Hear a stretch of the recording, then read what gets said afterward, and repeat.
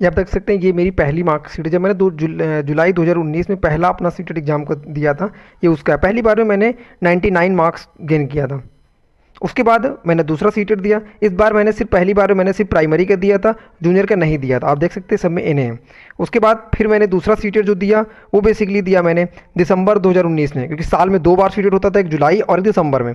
दूसरा सीटेट जब मैंने दिया तो दूसरे सीटेट मैंने दोनों पेपर को भरा, और दोनों पेपर मैंने पहले पेपर जो मार्क्स गेन किए वो मेरे थे बेसिकली 97 मार्क्स, और जूनियर की बात करूँ पहली बार में मैंने गेन किया था 95 मार्क्स। तो ये था बेसिकली मेरा दूसरा सीटेड।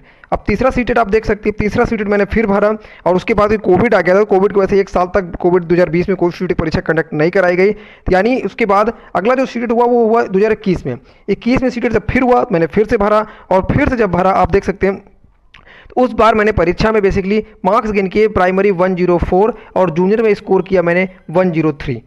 अभी तक आपने मेरी 3 मार्कशीट को देख लिया होगा, यानी कि आप भी मेरी तरह पहली बार में सीटेट एग्जामिनेशन को क्लियर करना चाहते हैं, अच्छे स्कोर के साथ क्लियर करना चाहते हैं। बीपीएससी टीआरई 1 का बेसिकली नोटिफिकेशन आउट हुआ, और उस बार कहीं ना कहीं अपेयरिंग कैंडिडेट्स को मौका दिया गया।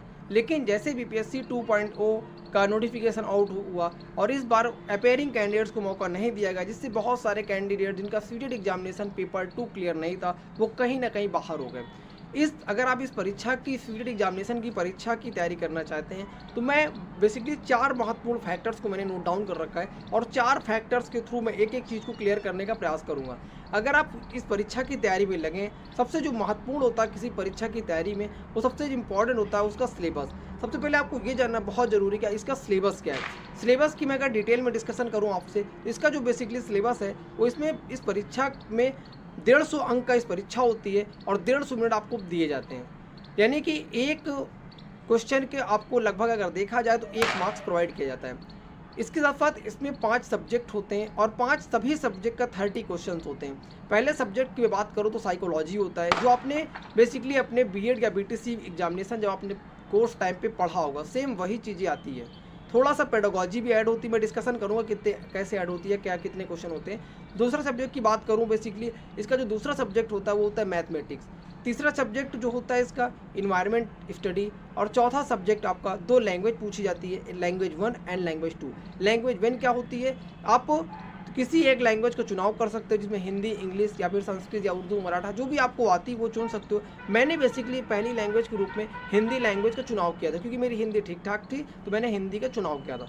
सेकंड लैंग्वेज की बात करूं तो सेकंड लैंग्वेज के रूप में आप सेम लैंग्वेज का चुनाव दोनों में नहीं कर सकते हैं, तो आप क्या कर सकते हैं बेसिकली, अगर आपको संस्कृत अच्छी आती है तो आप संस्कृत चूज कर सकते हैं, इंग्लिश अच्छी आती है तो आप इंग्लिश का चुनाव कर सकते हैं, या फिर किसी अन्य लैंग्वेज का चुनाव कर सकते हैं। मैंने बेसिकली इसके लिए क्या किया था, मैंने संस्कृत लैंग्वेज का चुनाव किया था सेकंड लैंग्वेज के रूप में।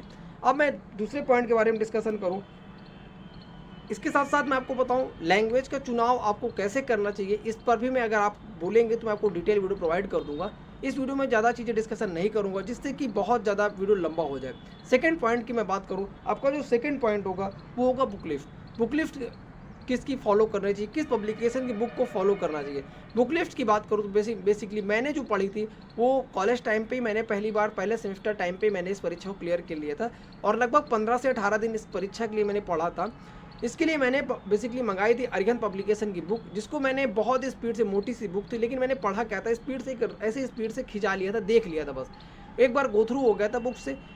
और उसके बाद मैंने पीवाईक्यू, उसमें कुछ क्वेश्चन दिए गए थे हर चैप्टर में 10-10, 15-15, मैंने एक बार उसको देख लिया था, इसको पैटर्न को मैंने समझ लिया था बस। इसके लिए मैं बेसिकली कोई बुक को आपको सजेस्ट नहीं करूँगा, आप किसी पब्लिकेशन अगर लेना चाहें बुक तो ले सकते हैं। थर्ड पॉइंट की मैं बात डिस्कशन करूँ आपसे, थर्ड पॉइंट में क्या कर सकते हैं आप, इसके थर्ड पॉइंट में आप इसके पीवाईक्यू, एक बार पीवाईक्यू पेपर को देख लें। पीवाईक्यू पेपर को देखने का मतलब, अभी 20 अगस्त को इसकी परीक्षा कंडक्ट कराई गई, आप इसके पेपर को एक बार देख लें। जब आप पेपर को देख लेंगे तो आपको कहीं ना कहीं ये तजुर्बा हो जाएगी, अनुमान लग जाएगा कि आपका स्कोर कितना है, यानी आप पेपर का पैटर्न क्या है।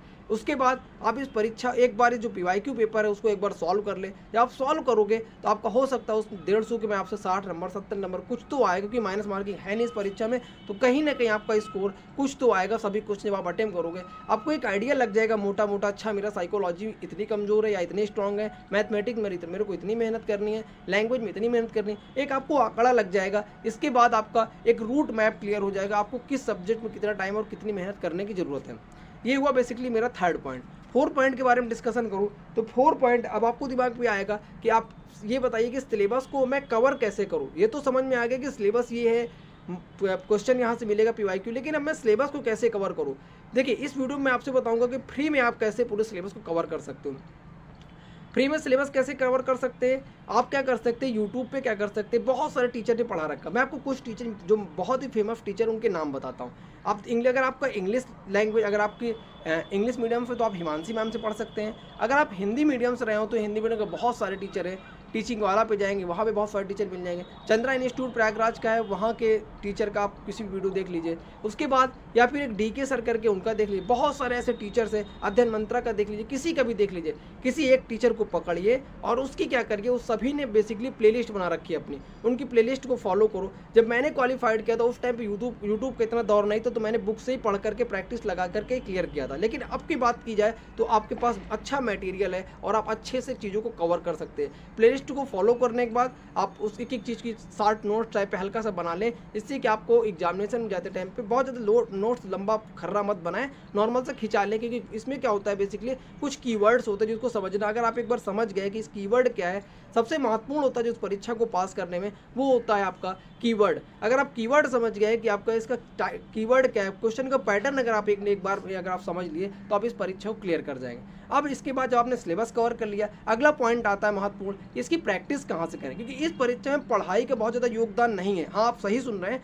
पढ़ाई का बहुत योगदान नहीं है। जो इंपॉर्टेंट है वो है प्रैक्टिस का। PYQ पेपर हर साल ऐसे जब ज़्यादातर क्वेश्चन रिपीट होते हैं। रिपीट का मतलब क्या है कि ज़्यादातर क्वेश्चन का पैटर्न सेम है, वही क्वेश्चन ज़्यादातर अगले नए तरीके से बना करके पेश किए जाते हैं। बस इतना ही सीटेट में है ओवरऑल। मैं समझ नहीं पाता, बहुत सारे कैंडिडेट्स, मैं आपको दिखाता हूँ, एक कैंडिडेट्स ने आज सुबह कमेंट भी किया था कि 3 बार से वो एग्जामिनेशन को दे रहे हैं। 3 बार से देने के बाद उनका एग्जाम फिर भी क्लियर नहीं हो पा रहा। क्यों? क्योंकि वो इस परीक्षा का पैटर्न को ही नहीं समझ पा रहे। जिन्होंने पैटर्न को समझ लिया उनका एक बार में परीक्षा क्लियर होता है और बिना कोचिंग के एग्जामिनेशन को वो अच्छे मार्क्स से क्लियर करते हैं। प्रैक्टिस कहाँ से कर सकते हैं? ऑनलाइन ऐप से। मैं बेसिकली क्या कर सकते हैं कि आप टेक्स्ट बुक ऐप से, या आप स्क्रीन पे देख सकते हो कि टेक्स्ट बुक ऐप पे जा करके आप प्रैक्टिस कर। सबसे पहले आपको टेक्स्ट बुक ऐप्स ओपन कर लेना है। ओपन करने के बाद आप यहाँ पे टेक्स्ट वाले ऑप्शन पे जाओगे और टेक्स्ट वाले ऑप्शन पे जब जाओगे तो यहाँ पे आप यहाँ पे सर्च करेंगे सीटेट एग्जामिनेशन, सीटेट 2024, ये आ गया। यहाँ पे आप सर्च करोगे तो आपको देखेगा टेस्ट में, देखो यहाँ पे आप आओगे टेस्ट सीरीज में। टेस्ट सीरीज में आओ, ये देख सकते हैं आपको दिख रहा है पेपर 1 और 2, ये है। यहाँ पे आप इनरोल कर लोगे, इनरोल इन टेस्ट सीरीज, यहाँ पे इनरोल कर लोगे। आपको देखो मिलेगा 160 चैप्टर टेस्ट मिल जाएगा। चैप्टर टेस्ट में बेसिकली क्या होता है, यहाँ पे chapter wise, topic wise question को होता है। उसके बाद आपका सेक्शनल मिल जाएगा। एक एक सेक्शन को आपको, पेडागोजी को सेक्शन को दो, फिर लैंग्वेज का दो, हर एक पार्ट को आप इससे स्ट्रॉन्ग कर सकते हो। फिर फुल लेंथ में उतरो, जब तक आप अपने ये छोटे छोटे चीज़ों को स्ट्रॉन्ग ना कर लें। चैप्टर टेस्ट में आप अपने चैप्टर को स्ट्रॉन्ग ना कर लें, उसके बाद सेक्शनल अपने एक सब्जेक्ट को, 5 सब्जेक्ट को स्ट्रॉन्ग कर लें, उसके बाद आप सीधे फुल लेंथ में उतर जाएँ।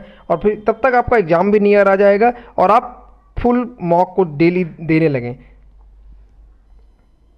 5-6 पॉइंट के माध्यम से मैंने सीटेट की पूरी डिटेल चीज़ों को डिस्कशन किया है। अगर फिर भी आपके दिमाग में कोई डाउट्स बचता है, कोई ऐसी क्वेरी बचती है, तो आप फिर से कमेंट कर सकते हैं। मैं फिर नेक्स्ट वीडियो में उन चीज़ों को डिस्कशन कर लूँगा। Thank you.